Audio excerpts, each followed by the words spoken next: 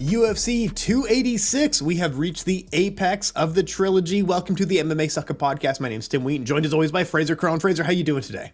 I'm so excited for this show. I did the solo show reviewing yesterday, so we can just focus purely on UFC 286. And, you said it's the apex of the trilogy. Thank God it isn't in the apex. It's going to be in a sold-out O2 arena, London, England. I'm so excited for this one. And it's got big fight feels. We got Leon Edwards versus Kamaru Usman III. I mean, this is as big as it gets. The welterweight championship is on the line. They're 1-1 going into this one. The last one had tons of drama, back and forth action, changing narratives, which is a weird thing to speak to people on like Reddit, Twitter. Did people misremember what the other fights look like? But let's get into it today. I mean, it's a big fight and let's talk about. So they're out of the apex. They're in London. They're at the sold out O2. It feels like big fight action. This feels right, doesn't it? Yeah, for sure.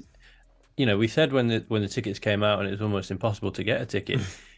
It's stupid to put it at the O2. We're raving that it's going to be in front of fans, but the O2 is nowhere near big enough for this fight. They could have sold out the Tottenham Hotspur Stadium, in my opinion. Yep. Luckily, they didn't put it in there because the weather here, it was snowing last week.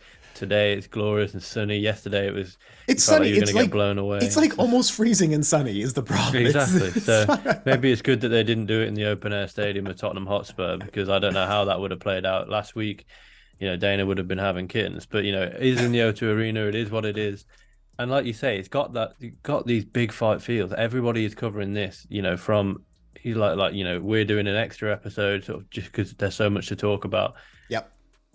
But I don't think an awful lot has changed since the second fight. I think I almost see this as a rematch and not a trilogy, because I don't think that first fight was so long ago. So long ago, and both guys they're such different fighters. They're at such a different point in their lives, such a different point in their careers, that when they first faced off, you thought these guys are probably never going to face off again, and if they do, it probably will be for the belt, and it was.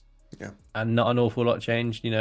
I did the video analysis for Leon Edwards' keys to victory. You did the video analysis for Kamaru Usman.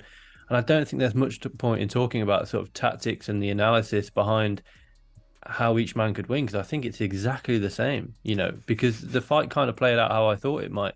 I thought Leon would do well, but I thought Kamaru would be able to wrestle him. That's exactly what happened. And, I'm sure, we'll link in the description our previous articles of Leon Edwards' keys to victory and Kamaru Usman's keys to victory. Because, like I say, I don't think the keys to victory for each man have changed an awful lot. If you're Kamaru Usman, rinse and repeat. Don't get too complacent on the feet, and, wrestle when you can. Because yes, it was at altitude last time and it did fatigue Leon Edwards. But, wrestling's going to fatigue anybody, Mm-hmm. I think Kamaru really needs to wrestle in this one, and Leon, it's going to be a totally different fight for Leon. I think there's more questions in this one than there are answers from the last two fights, in my opinion. Well, let's get into a little bit, because I agree with you that I went back and checked our old articles, checked the knockout article that you wrote, which I will put down below as well. Rewatched the first couple of fights again. But yeah, similar. We're looking at how ideas and tactics may have changed if you were in this guy's camp getting ready for the third fight. But I think the biggest facet, like you said, everyone's going to be telling Kamaru to wrestle. And I want to get to that in just a minute, but I think the biggest change is going to be how screwed up Kamaru's countering his slip and parry is going to be. Because what got him into trouble is that he kept getting lanced by that long jab, and it was landing solidly. And then he kind of started doing a parry and slip, and it was a really good defense, and it was the right thing to do. But then the parry and slip led directly to the knockout.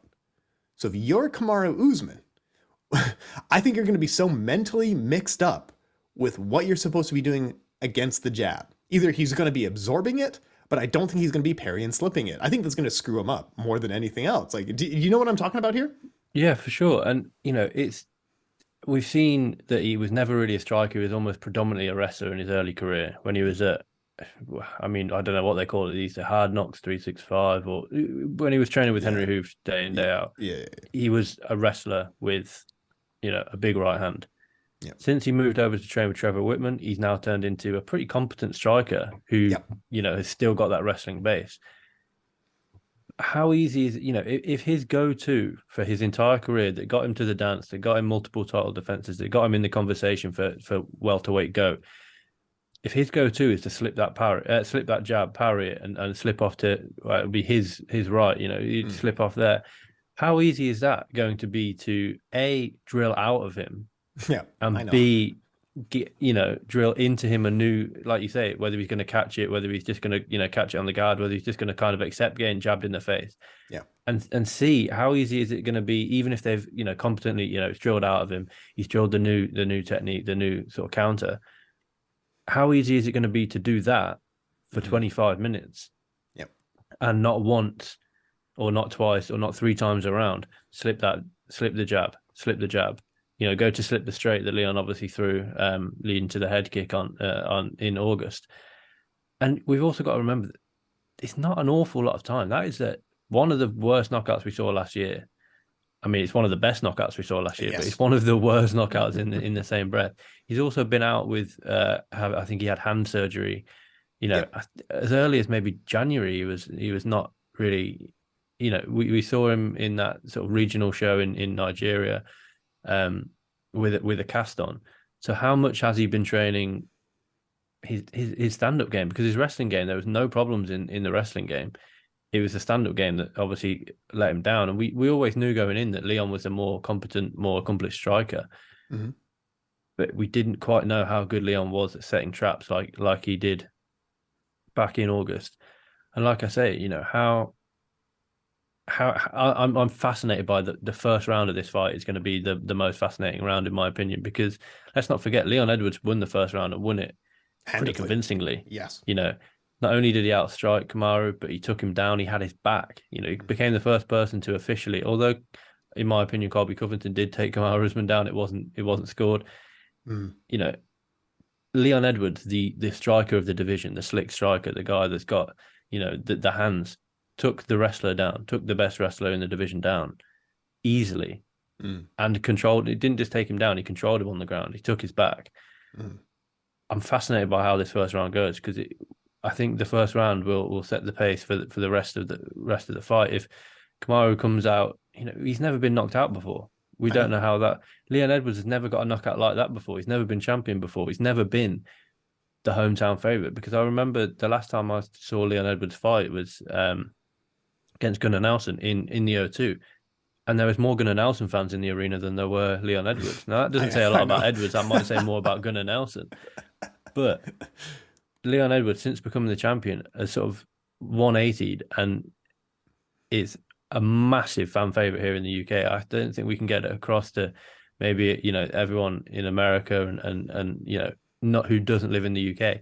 Leon Edwards is a humongous star. He's on all the talk shows. He's on Saturday morning football shows, speaking people through the knockout. He's on TalkSport, one of the key sort of sports radios in the UK. He's a massive star, and there is going to be a humongous percentage of Leon Edwards fans wanting another knockout on Saturday night, and I can maybe see him delivering it. I'll be honest. Well, I do agree with you. I agree with you. I mean, it's crazy to see him on talk shows showing the kick and how good the kick looks. Like, this guy, this is the thing that we talked about, of like, you don't need to push, you don't need to force power through the kicks if you've practiced it for your entire life. It's like this effortless flick. Like, people were commenting, just almost how fast that kick is like a jab. Like, you saw him do it on the dummy on that one talk show, right? Yeah, exactly. Yeah, and it's just the way, I know it sounds ridiculous because it's essentially his full-time job. He's a lifetime mixed martial artist, but the effortlessness that he just lifted that rear leg up with, bang, and just wrapped it around the dummy's head. And it wasn't the foot, it wasn't the knee, it was the shin, the exact same shin as he hit Kamaru Usman with. It's a fascinating to see him sort of recreate that. And it was even more fascinating a few days after the fight to show that he was drilling that technique. That wasn't a fluke. There was no fluke in this knockout. It was drilled to perfection, and I mean, it worked. It worked in a big way. So let's talk about Kamaru Usman's wrestling game. As I said, we would get back to it. But going into the second fight, one of the things that I kept coming back to is that Kamaru Usman, after beating Tyron Woodley, didn't essentially just stop being a wrestler.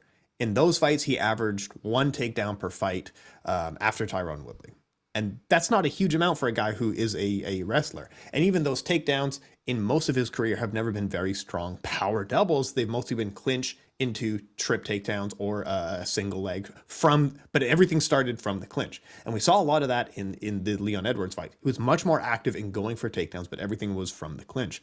And Leon Edwards, especially in the first round, was having massive success of countering the takedowns, even getting takedowns of his own in the clinch. Even when they got a takedown in the first round, Leon Edwards was able to counter using a knee shield, scrambling back up to his feet. He was doing exceptionally well off of his back. Things did change as the fight went on. They were at elevation. Things changed. That's another factor going into this fight. But I think one of the reasons that Kamaru Usman's ground game is hard to counter is because he's a little bit lower activity. Essentially, he will progress to a position and then be very content that he got to that position. Because every time that he either tried to move to another position or tried to land ground and pound, Leon Edwards was able to stand up. So a lot of his stuff is like getting into full guard on top and then just hanging out. Because almost from every position, and I'm very confident going into the third fight, anytime that he tries to progress to a new position or land ground and pound, Leon is going to get up. I'm not crazy here. No, for sure. And I think without a doubt, completely echoing what you said, is essentially Leon has the better jiu-jitsu. Kamaru has his top game is a wrestling style top game. Like you say, get into a position, hold that position, do just enough work. Sometimes to not be stood up. Sometimes a lot of the time he is stood up in positions where he's got top position.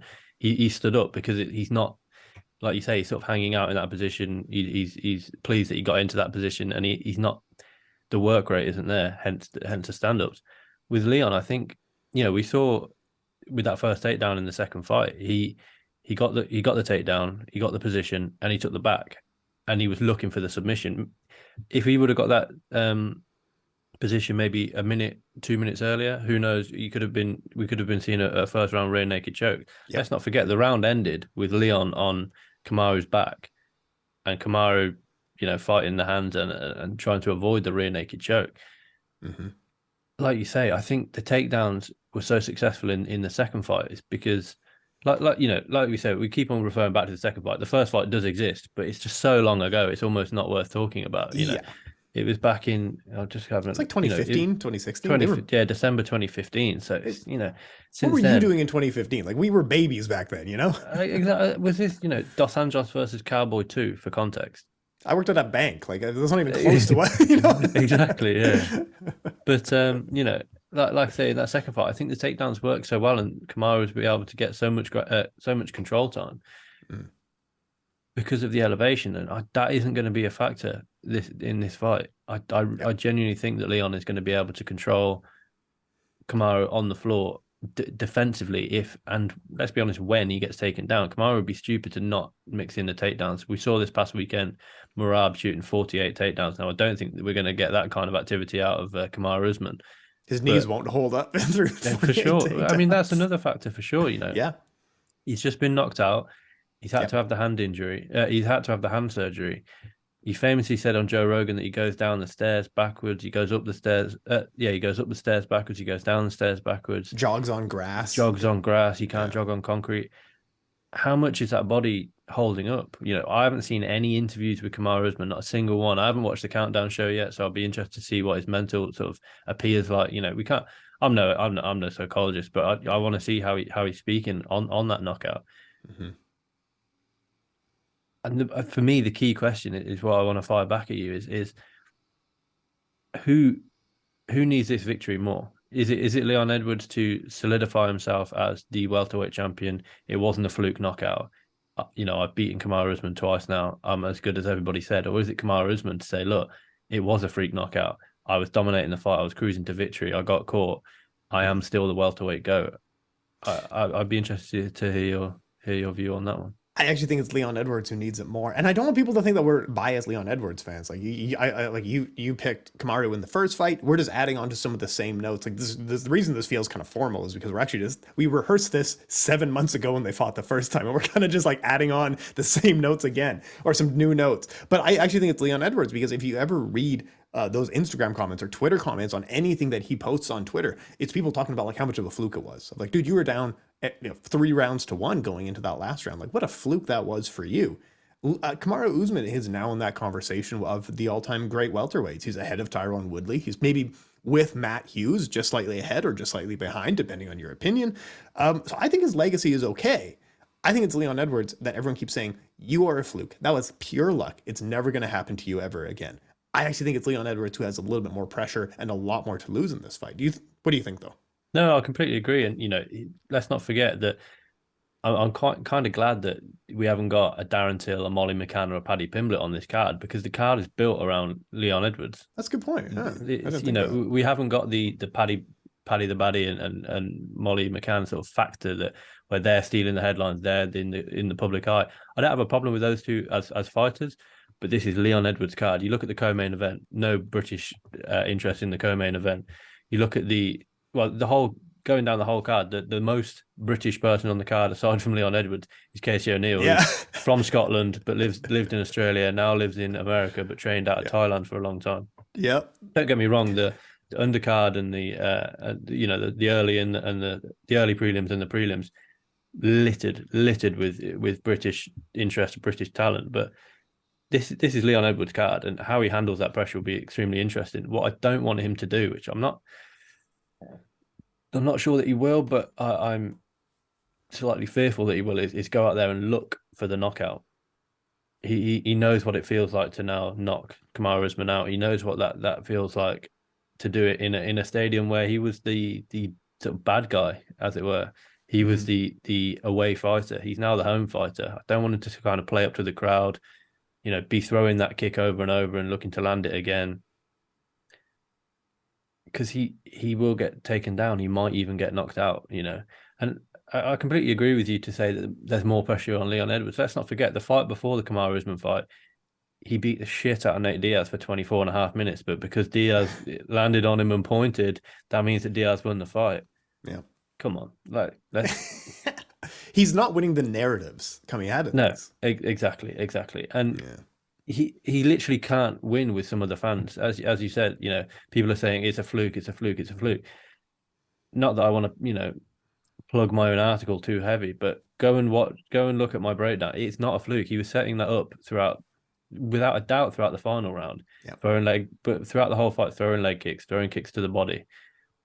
He threw the 1-2 and saw how Kamaru reacted by, as we were talking about earlier, slipping off to the side. Now you can see it in prime slow motion on a lot of, just Google the knockout. Kamaru Usman is so far to one side. It's two things is hitting each other. Leon's shin and Kamaru's sort of the head to just collide, but they're moving into each other because Kamaru slips off to that side and obviously Leon throws a kick. Mm-hmm. But going back to the original point, I do agree with you that there's more pressure on Leon Edwards to prove, look, that wasn't a fluke. I am the best welterweight in the world. Kamaru Usman, he had his time. I always said, when it's my time, I'll be champion. And, he will always have that knockout.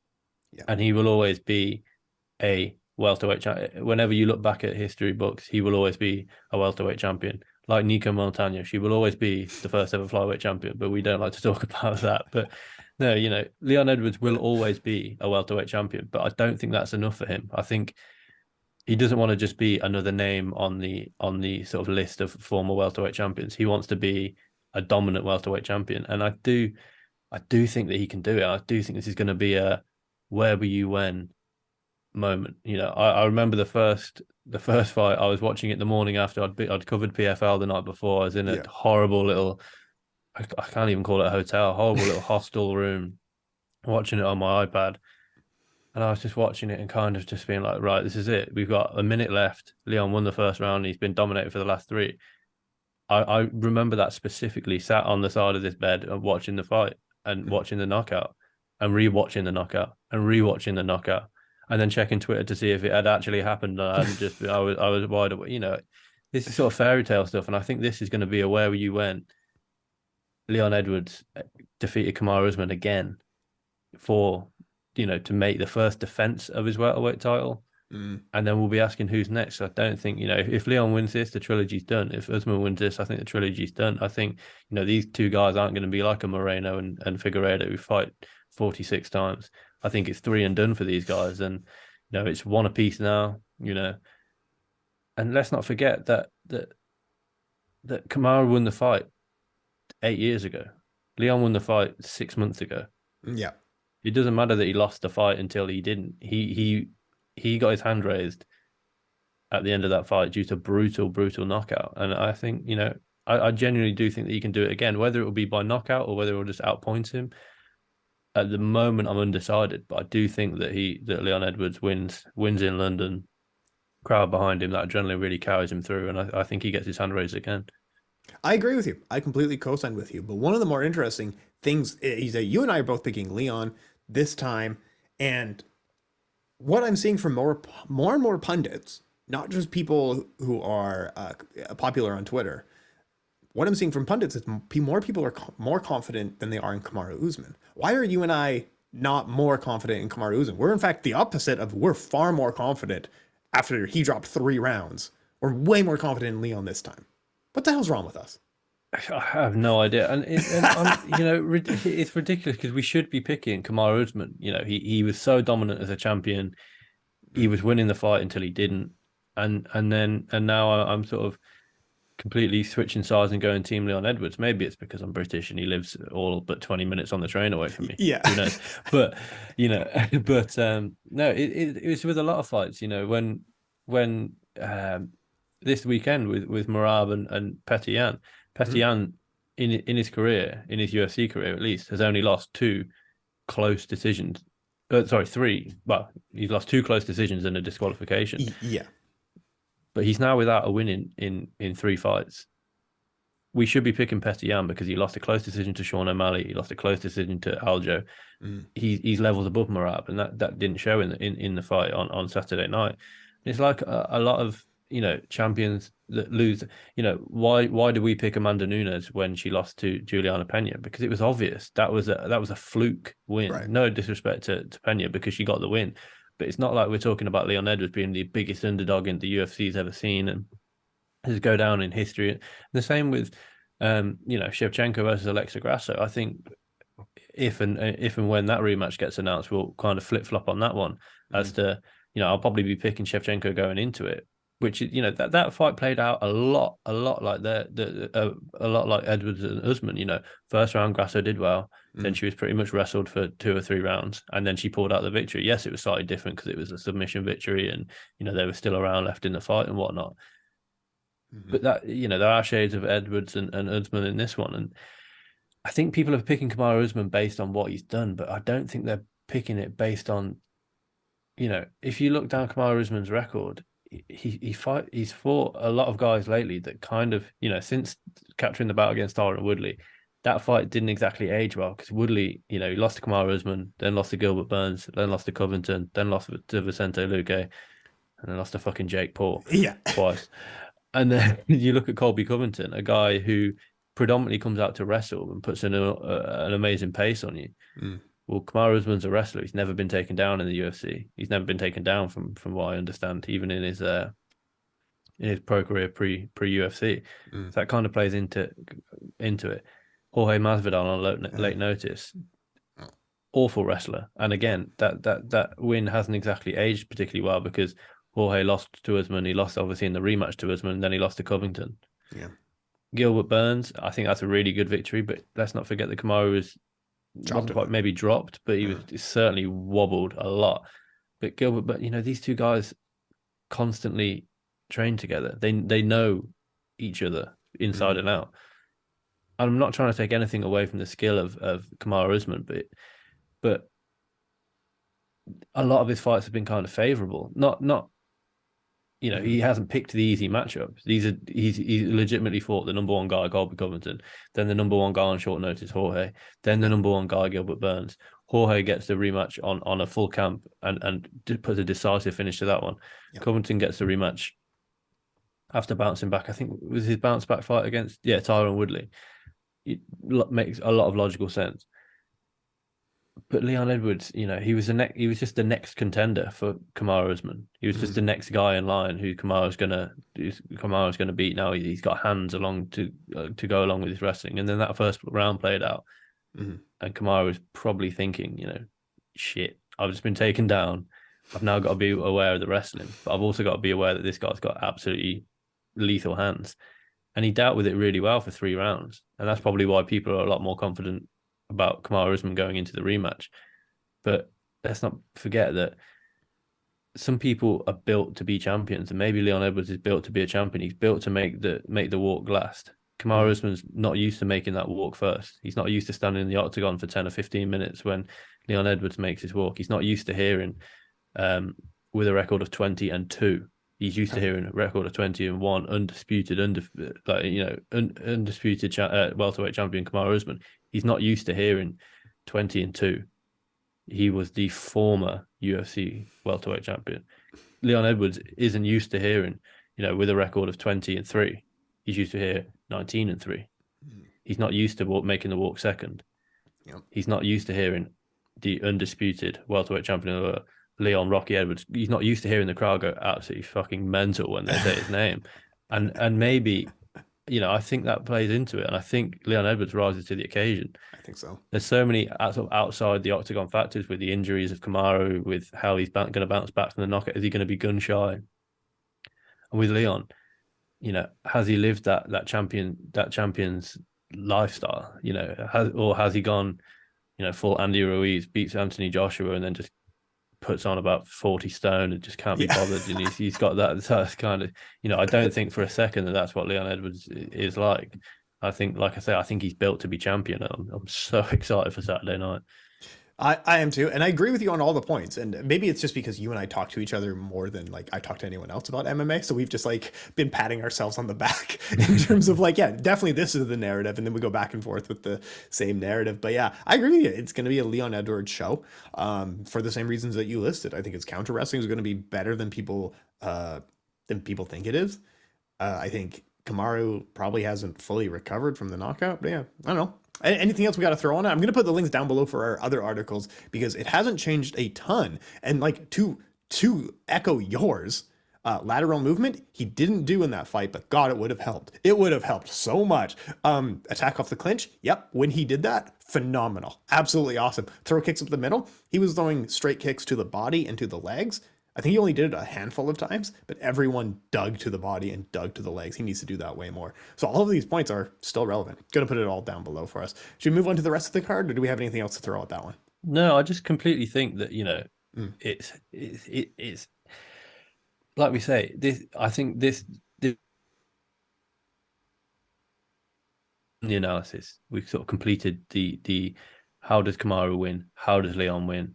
We've done it now. It was only 6 months ago, and the fight didn't go. Leon didn't wrestle the whole fight, and Kamaru didn't stand the whole fight. These guys haven't really changed. They can't progress too much in what best part of 6 months, especially when Kamaru's had to sit out of action for a long time with recovering from the knockout, then recovering from the hand injury. There's more questions around outside factors for this fight. So the analysis from August is still the same. And that's why we maybe haven't spoken about the technicalities in the first sort of half an hour of the pod, because the technicalities are what they are. These guys are later on in their careers. Yeah. They're just, Leon Edwards just in his prime. Kamaru certainly maybe on the other side or just in his prime. They're not going to be evolving into massively new. This isn't going to be a karate style kickboxing match.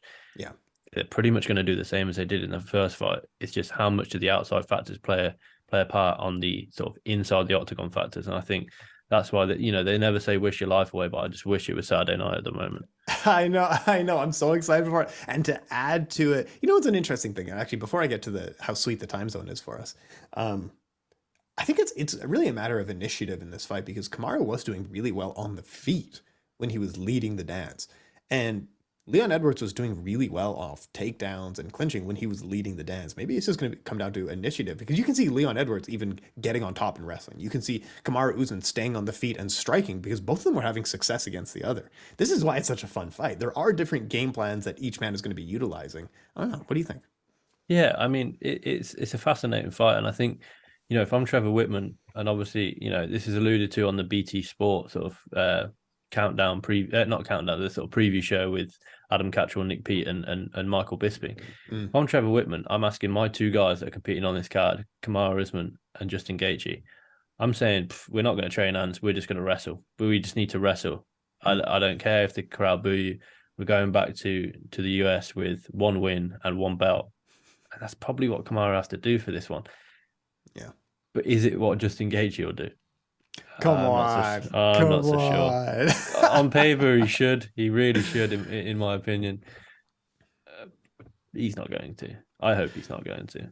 No, this was the thing. I was having the discussion with, I forget his name now, but I was having the discussion with somebody else of just like, yeah, Justin Gaethje's going to out wrestle Rafael Fiziev because he trains at a Tiger Muay Thai. He's a Muay Thai kickboxing based fighter.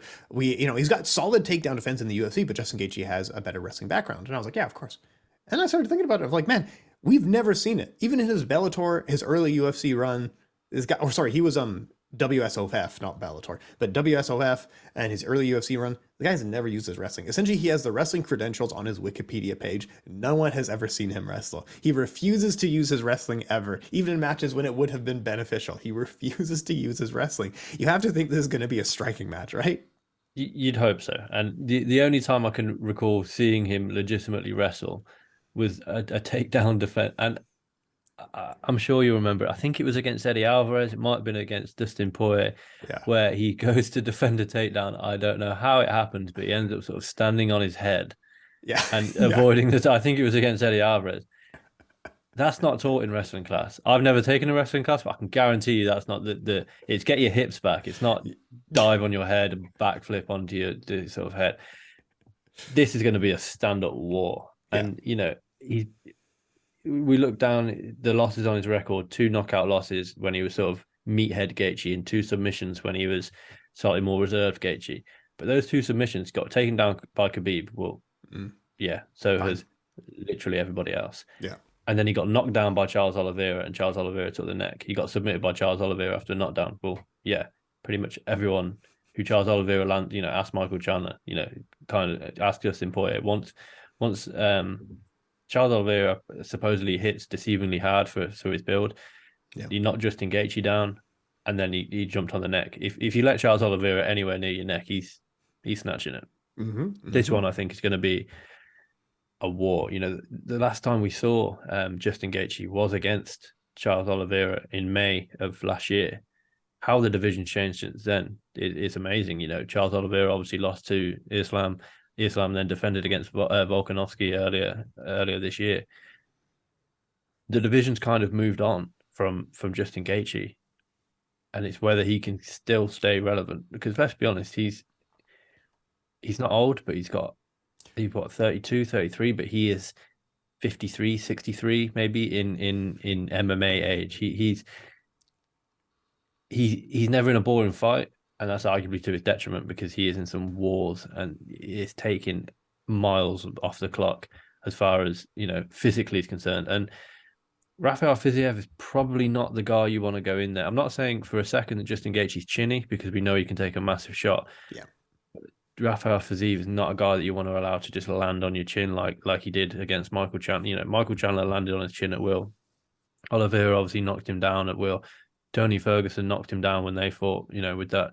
They landed big uppercuts at the same time as well. If Fiziev lands on him at will, it's going to be a short night for Justin Gaethje. But I just think Gaethje will get it done based on experience. The level of guy that Justin Gaethje's fought in comparison to the level of guy that Fiziev's fought. Fiziev's got some really good wins. Mark Diakiese, that brutal knockout of Renato Moicano. The Bobby Green win, that spinning wheel kick against Brad Riddell, and then obviously we know that he carries power late into the round when he defeated RDA. But they're not Khabib, they're not Michael Chandler, they're not Charles Oliveira, and he had success in all of those fights. Khabib even admitted 1 or 2 more leg kicks, and I was cooked. How good are Fiziev's sort of reaction's going to be when he can't stand on his front leg because Gaethje's eating it up? Fascinating fight, and I do hope it plays out on the feet, but at the same time I also kind of hope that Justin Gaethje uses his wrestling, just once or twice, just mix it just mix it up, just shoot for a takedown and get Fiziev thinking. But if you half-ass a takedown against Fiziev, he's going to make you pay. I do agree with you that the wear on tear on Justin Gaethje has to be adding up. War after war in the violence division against guys like Michael Chandler, Dustin Poirier, Eddie Alvarez. that's an insane run. That leaves marks on your body. That leaves, that leaves damage on you. I think. But this, remember we were talking about of like Justin Gaethje, once he reinvented himself and got focused against Tony Ferguson, he was very good. And then as soon as you put him back with an audience, things change. I think the O2 Arena is going to be screaming for him, screaming for blood. But here's the thing. Here's the problem. I think Rafael Fiziev is a better striker overall. If you had them in a point sparring match with maybe headgear, shin pads, big gloves, I think Rafael can take him all night. The problem is Justin Gaethje damages the person throughout the fight. He's going to be winning the first round and going to be where every strike that he absorbs from Justin Gaethje, he's going to be like eliminating something on his life bar in a video game. Every kick to the body, to the legs, to the arms, leaves marks and leaves damage. Justin Gaethje damages people when he fights them. I think it's very possible that Justin Gaethje gets absolutely mollywopped in the first round and then wins the last 2 rounds, no problem, because not a lot of people can survive an onslaught from Justin Gaethje. Now, if Fiziev can do it, I would love if he was able to do it. But if he can do it, that's a massive statement on your record. That is one of the coolest feathers in a fighter's cap that you survived Justin Gaethje. I'm not sure that he can do it, just based on, like you said, the resume that these guys have. Justin Gaethje is an all-star. But is age a factor? Is damage a factor? What do you think? I do think that the damage aspect is a factor. Rafael Fiziev and Justin Gaethje, they don't point fight. No, like you say, I think Fiziev would win a point fight, but these guys, that point fighting isn't in there. They don't throw a leg kick to land. They throw a leg kick to hurt. They're nasty guy, especially Fiziev is a horrible. He looks like a horrible person. He's probably a really nice guy, but he just looks like a horrible person because every jab, every leg kick, every hook, every knee strike, elbow strike, spinning attack isn't just. It's like with Valentina we said a few weeks ago. She's not a nice person to fight. No one's nice to fight, but Fiziev goes out there to hurt the opponent. He got the kind of mindset that my bones are stronger than your bones. So if I hit my bones as hard as I can into your bones will break before my bones break. Kind of. And we saw that against Matt Jacasey, phenomenal striker, and he's I'm just better than you. I'm just harder than you. And for me as well, this is a pivotal fight in the rankings, in the lightweight rankings, because just have a quick look. We've got obviously Islam Makhachev sits atop the tree, and we don't know who he's going to fight next. Then we've got Charles Oliveira, who's fighting Beneil Dariush. Justin Poirier sort of up in the air. But this is number 3, Justin Gaethje, against number 6, Rafael Fiziev. Now, Michael Chandler's gone to chase the money fight. I've got no problems with that. Love it. So I think even with a close loss, I think Fiziev maybe overtakes Chandler because, what's Chandler doing at this point? But you could very well be seeing the next title contender. Let's say in May, Oliveira and Fiziev is a really, really close, tightly matched fight where, let's say they draw. Well, none of them deserve a title shot for draw. It might go to just Dustin Poirier, or will we see a Justin Gaethje versus Dustin Poirier rematch, or will we see the fresh face of Fiziev? How can Islam Makhachev handle his striking? Like you say, he's got phenomenal takedown defense, but this is Islam Makhachev we're talking about. Let's be honest. He's a there's levels to this striking game, and there's levels to this striking game, and Fiziev is the elite of that level, and that's why this is a co-main event. Like I say, there's no British interest in this fight at all, which is surprising coming over to the UK and not putting British interest in the co-main event. But who cares? Justin Gaethje versus Rafael Fiziev about 9:00 in the evening. Oh my god! Sign me up for that. Sign me up for that. How good? Yeah, well, I think we're just excited for the fight. The narrative of changing of the guard at lightweight, but how good? 5 p.m. start time. Main card 9 p.m.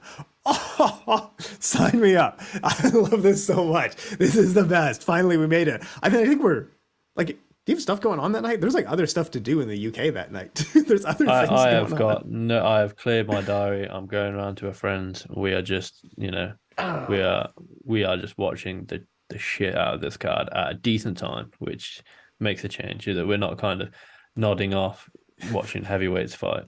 No heavyweight fights. I'm expecting a lot of finishes. There's no heavyweight fights on this card. There's, for me, I'm fascinated. You know, I'm releasing I wouldn't say a series, but just 3 individual videos this week: Wednesday, Thursday, Friday, early prelims, little preview on each of them. Thursday, prelims. You know, there's sort of the first, I think, 5 or 6 fights up until Lerone Murphy downwards. This card has been chopped and changed. I don't know who's fighting who, when they're fighting on the card, but rest assured that I will be sat down from Juliana Miller versus Veronica Macedo to Leon Edwards raising the belt above his head again. And I will be switched on. I will be fascinated by every single fight because, you know, we did bash this card a little bit when it was announced, you know, but could be better. Could be better. It could be better, but the more I look at it, the more fascinating it is. Each fight gets a little bit more fascinating the more you do a little bit more research into it. You know, Gunnar Nelson versus Brian Barberena, for me, it's a strange one to put on the main card. I don't quite get this one being on the main card, but it is what it is. I'm more interested in the Gunnar Nelson versus Brian Barberena fight than I was for Gunnar Nelson versus D-Rod. Barberena never in a boring fight. And I think D-Rod knows how to fight smart and not get caught by a takedown and not get caught by Gunnar Nelson. What I do think is going to be interesting, I can't remember the last fight that Gunnar Nelson had where John Kavanagh wasn't in his corner. Now, I'm not sure if John Kavanagh is in Las Vegas with Conor McGregor on Conor McGregor's tough team. I don't think he is. I know Owen Roddy is, but I'm not sure if John Kavanagh is. And, you know, that might play a factor. But that, yeah, for me, it's a strange one to have on the main card because it doesn't have really... I just don't get it. I just don't understand it, to be honest. You know, no disrespect to those guys. Barberena is never in a boring fight, but I just don't get that fight being on the main card. But the other 2 on the main card, I'm excited for. Well, let's get into them. I do agree with you that it's kind of an odd fight, but yeah, Jennifer Maia, Casey O'Neill. What do you think? This is a decent fight. You know that I'm a massive Casey O'Neill fan. 9-0, huge potential to be the champion. You know, she's been out a long time after that win against Roxanne Modafferi with I think it was an ACL tear. She was meant to be facing Jessica Rai last year, and she was out with it was definitely a knee injury. Whether it was, can't remember off the top of my head if it was an ACL tear or not. But she's undefeated in the UFC. You know, 4 wins, 3 victories, and in that win against Modafferi, which did go to decision, she broke all sorts of records. She's returning. She's fighting in the UK. I think maybe for the first time ever. I can't. You know, she did live in Australia when she started her career. I'll just double check. That. That's an interesting point. So you know, she's 25 years old. Yeah, so she's never fought in the UK before. You know, she's had fights in Australia. She fought for UAE Warriors, and then she fought in Vegas for 3 times and Texas. Her last fight that was February 2022. So she's had a year out now. She was meant to fight in April. Meant to fight in July, but yeah, she torn her ACL and was replaced in that one. But Casey O'Neill, I think. She's not only is she a phenomenal mixed martial artist, she's an athlete, you know, and she like I said, you know, she averages 8.65 strikes per minute. She averages 2.59 takedowns per 15. She dominated Shayna Dobson, who was coming off the biggest win of her career. She submitted the black belt Principio. I butchered that. You know, she fought Molly McCann. I think she submitted Molly McCann, she dominated Molly McCann, and then Casey O'Neill came in and submitted a black belt. She beat Antonina Shevchenko by TKO in a performance of the night winner, and then she, like I say, broke all sorts of records against Roxanne Modafferi. At 25 years old, I genuinely think that she is the future of the division. She speaks well. You know, she had the little sort of a la Quinta moment last time out when the crowd were kind of booing her, which I don't quite understand why they were booing her. She sold a house on the way to the arena, is what I thought. she caught a TV on her ring walk, you know. Yeah. But you know, Jennifer Maia's legit. She's a tough competitor. She only loses. You know, you look down at her resume. She only loses to the top girls in the UFC. She's got a loss on her record to Liz Carmouche. She's got a loss on her record. 2 losses to Caitlin Chikagian, a loss to the champion Valentina, and a loss to Manon Fiorot. So it's a very huge step up in competition. She's a high up gatekeeper. If you beat her, you're probably in title contention. If you lose to her, you know, you're still in the mix. But she's a high level gatekeeper. without a doubt. And she kind of snapped the winning run of Marina Moroz last time out, and I think Casey gets this done. I think she's a favorite for a reason, because I think Casey O'Neill's really good. I really do think that she's the future of this division. Mm-hmm. But it's not going to be easy, and I don't see it. I don't see it being just a simple coming off an ACL injury to be facing Jennifer Maia. It's not like there's no tune-up fights in the UFC, but that's a tough fight to come back to and have to bring your A game straight away off the ACL injury, fighting. I think maybe on her first pay-per-view card. I'm not sure. Oh no, she fought Adesanya Whitaker too. Was the her other pay-per-view card, but pay-per-view main card, first time fighting in the UK. Big opportunity for Casey O'Neill to steal some headlines, especially now, because I think the fight that was on the main card with Joanne Wood versus Lorena Carolina, this has replaced it on the main card, and rightfully so. These are ranked flyweights, and Casey O'Neill, it could be Casey O'Neill's coming out party, in my opinion. I agree with you. I think this is the fight where we start really talking about her being a top 5 in the division, a meaningful top 5 in a competitive division. Yeah, completely co-sign, echo everything that you're saying on that one. I like that one a lot. Should we move on to Marvin Vettori? Yeah. Okay, so I'm going to throw it Marvin Vettori. I think he's struggled in the past with, he is tough skull man. And then he's just aggressive and forward pressure, but he never really had the power, or it was like his striking was very amateurish, but he just got away with it because of how aggressive he was or who he was fighting, kind of thing. Now you just saw him, like I was sending you the message, I think it was just like 4 months ago. He flew to Thailand to train with some of the top kickboxers and Muay Thai strikers in the world. If he can combine actually good, proper technical striking, the way that you're meant to throw a punch, the way that you're meant to throw a kick, as he has not been doing before, if he can combine that with that aggression and brain toughness that he had before, we're talking about a new man. The thing is, it's a matter of how much faith you actually have. If he flew out to Thailand, you have to think that he absorbed something. But we're talking about Marvin Vettori. He might have spent 2 months in Thailand and come back and learn nothing. I can't tell with Marvin Vettori, man. That's the thing, he is only 29, so he has got that scope to improve fight on fight. He's not a 35-year-old veteran that's kind of one-dimensional, or he's not a 35-year-old wrestler who knows how to wrestle and doesn't know how to do much else. Mm-hmm. I was listening to, I think it was Morning Combat that described Marvin Vettori. He's good. He's good. He's a good striker. He's a good wrestler. He's a good grappler. He's good in the clinch. Good on the ground. He doesn't excel at anything. No, he does not. And that's no disrespect, because to be, what is he? Where is he ranked at the moment? To be ranked number 4 in a highly competitive division like middleweight is impressive. But you look at the guys ahead of him. You've got Alex Pereira, Israel Adesanya, both specialists in their field. Yeah, absolute specialists. They could strike with anyone from heavyweight to flyweight, and it would be highly, highly competitive and probably in their favor. Robert Whittaker, probably the best all-rounder in the division without a doubt. Jared Cannonier is more of a striker. Again, I think Jared Cannonier is a lot like Marvin Vettori. He's good, but he doesn't excel at anything. He's coming up against Roman Dolodzi, who has got hands. He knocked out, I think it was Phil Horsey, knocked out.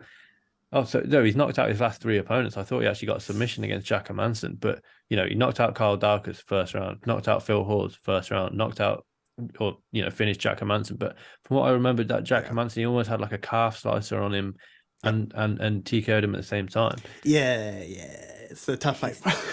Yeah, it's a tough fight for Vettori. But do we see a completely different style? If you remember, Khalil Roundtree went over to Thailand. Yeah, completely changed his game, became a Thai kickboxer almost overnight, and like kicked his. Yeah, exactly. Will we see that from Marvin Vettori? I doubt it. I'll be honest, I doubt it. Yeah. But he just needs to be kind of. I think the loss against Robert Whittaker kind of humbled him, because he was just outclassed in that fight, and I think he does need to be humbled, and he does need to be told, look, this is how you strike. Yeah, you don't need to be falling over your front foot. You don't need to be falling into strikes.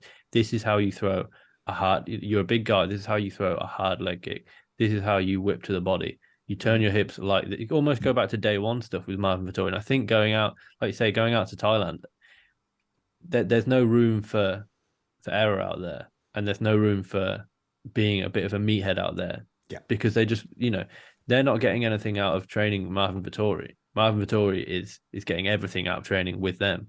So hopefully, I like Roman Dolidze. I kind of hope for a Marvin Vettori win, and I hope for a reinvented Marvin Vettori. Whether we'll see it, Roman Dolidze, he's on a 4-fight win streak now. Yeah, he's looking, or 5 or something. He's looking pretty four or good. 5-fight win streak with, so 4-fight win streak with 6 UFC victories.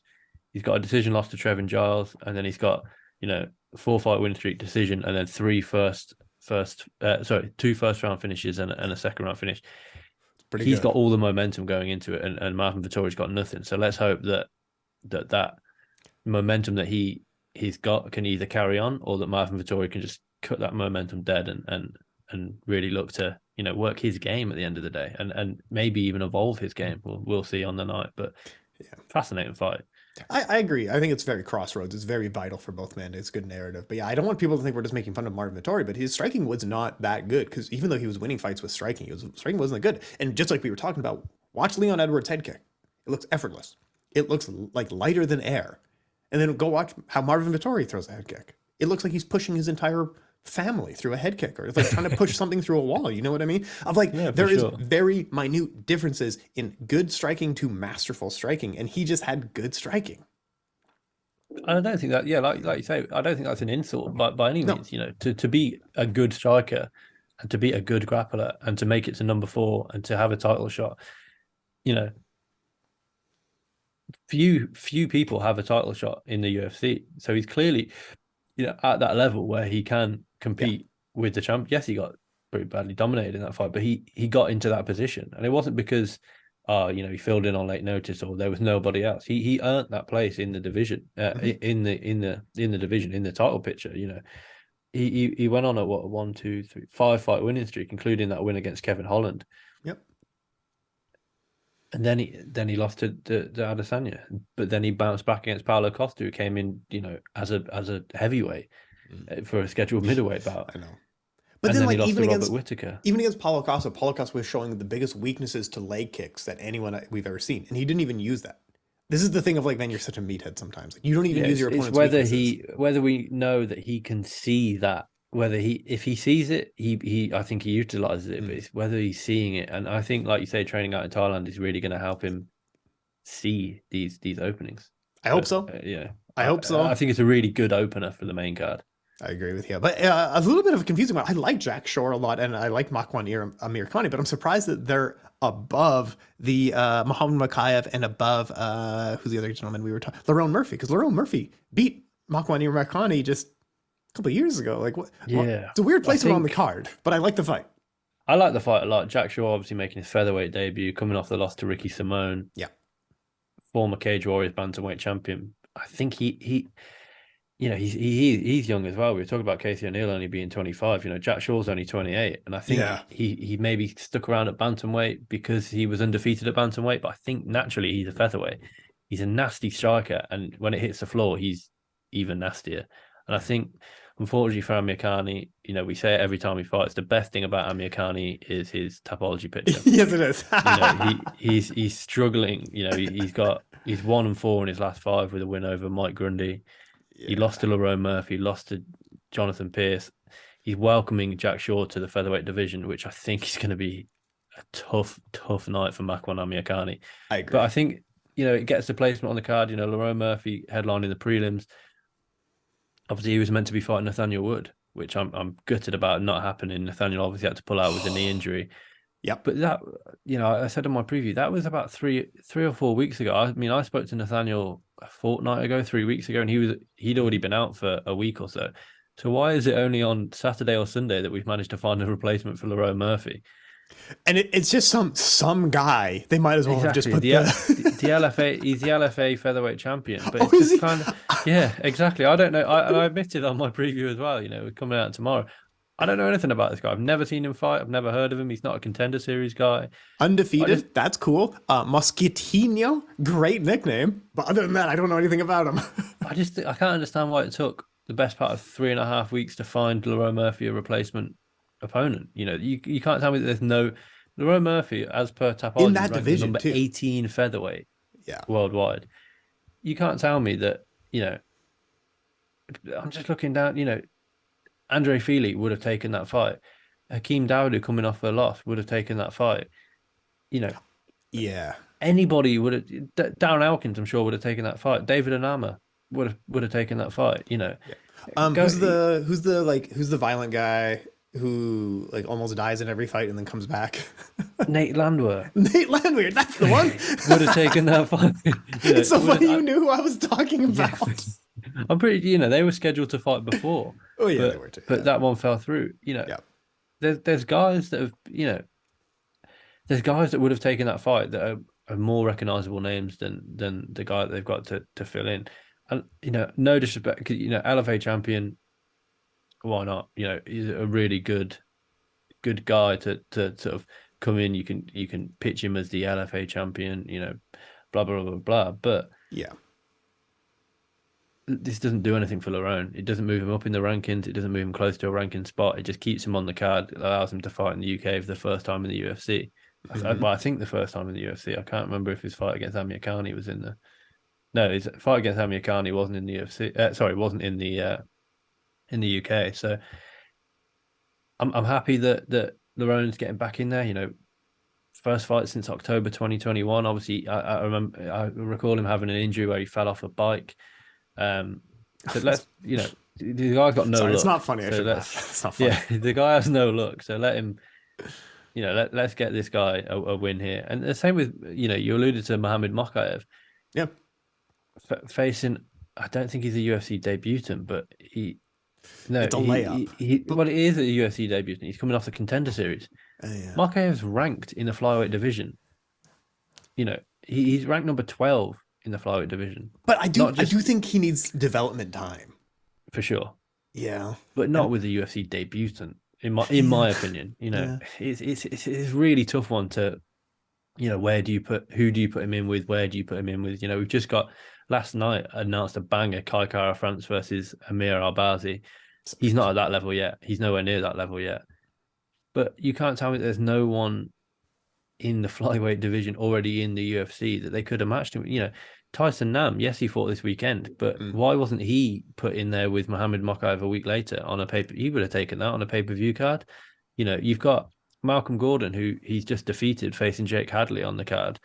Malcolm Gordon's ranked higher than the guy that he's facing this time. I know. There's some weird booking. I know. I agree that he needs time to build because he hasn't. I don't think he's maybe hit the heights that he thought he might. 3-0 in the UFC now. He had the quick under a minute or under 2 minutes. Let me just double check. Yeah, so 58-second guillotine choke of Cody Durden. Mm-hmm. Then he went to the decision with Charles Johnson where he just outworked him, just out-wrestled him, just didn't allow Charles Johnson to get anything going. And then he submitted Malcolm Gordon last time out. Good wins. They're good wins. He still is only, 21, 22? He's 22 now. So, he does need that sort of time to grow in the octagon.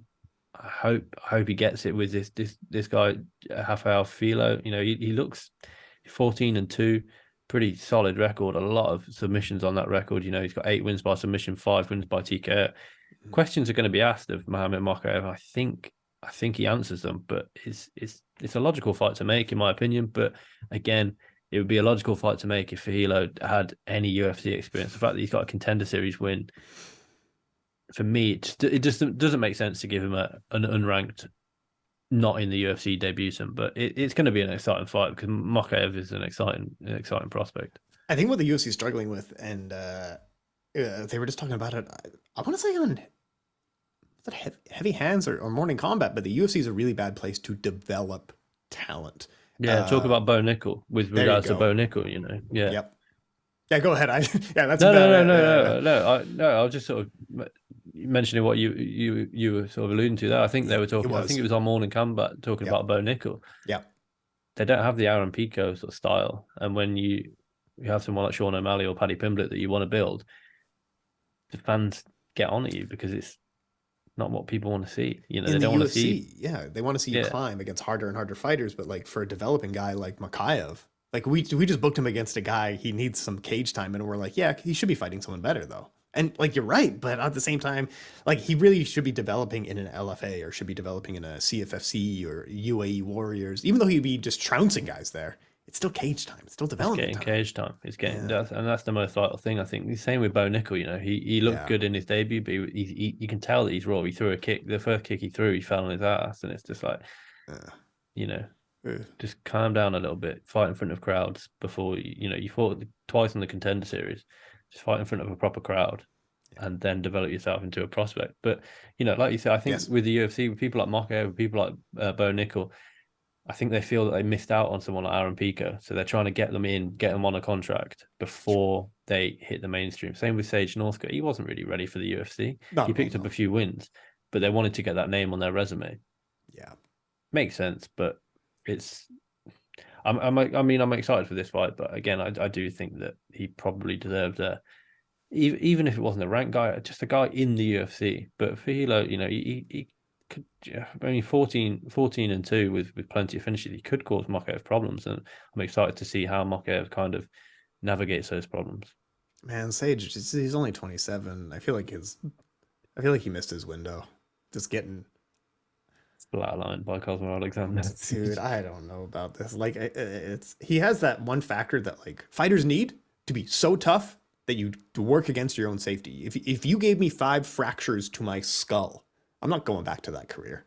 No, I mean, look at the shape of the guy. He could be a fitness model if he wants to be. He could Oh, just. I thought you meant his skull has actually changed shape. And I mean, yes. quite possibly. Yeah, but no, But, he's fit.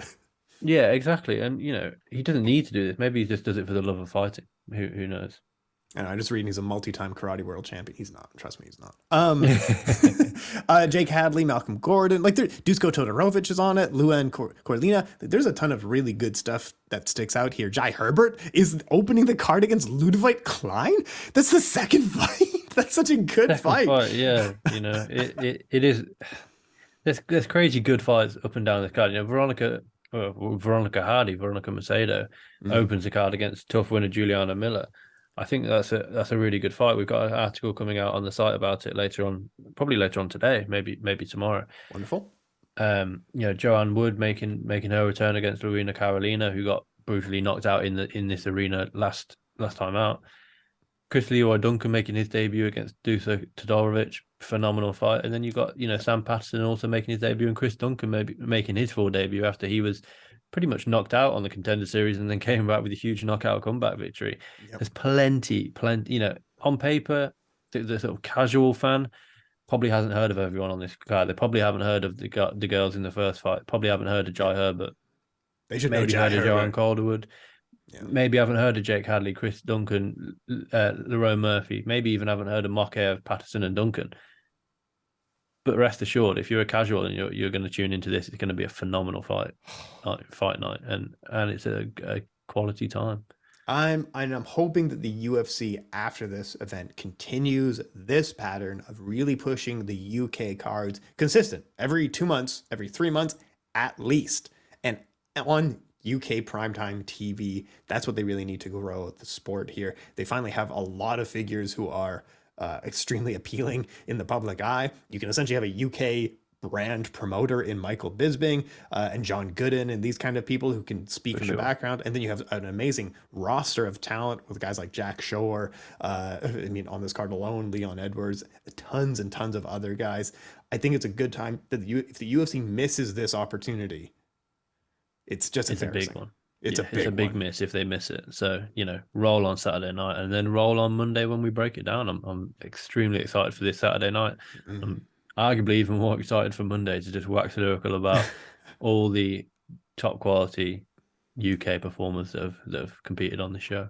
Awesome stuff. Links will be down below. UFC 286 this weekend. Frazer Krohn, last word goes to you. Shout out. List off what you got going on this week. Just keep an eye on the YouTube channel. Obviously, our review of the weekend. So if you missed any of last weekend's action, our review of the weekend's on the site now and on the YouTube channel. we've obviously got this coming out today. Tuesday, Wednesday, we'll have the preview. It's only sort of short, 10 or 12, 15 minutes maybe. Preview of the fights on the early prelims. Thursday, we'll have another 10, 15 minute preview of all things prelims. And then Friday, after maybe depending on time, I need to see what time the weigh-ins are. I'm assuming they'll be early. I'll try and record a preview on the main card on Friday after the weigh-ins, just sort of see, you know, how the guys have looked on the scale, how they've handled fight week. There's obviously a press conference, I think, on Wednesday or Thursday. So, you know, keep it locked to the YouTube channel and keep it locked to MMA Sucka. We've got plenty of content. You know, I've got a piece coming out on Casey O'Neill this week. And like Tim said, check out our articles from back in August, because not much has changed. Leon Edwards versus Kamaru Usman, not a lot's changed, but so much has changed outside of the octagon. And you know, it's exciting times to be a UK MMA fan. Thanks so much for your time, Frazer. Thank you.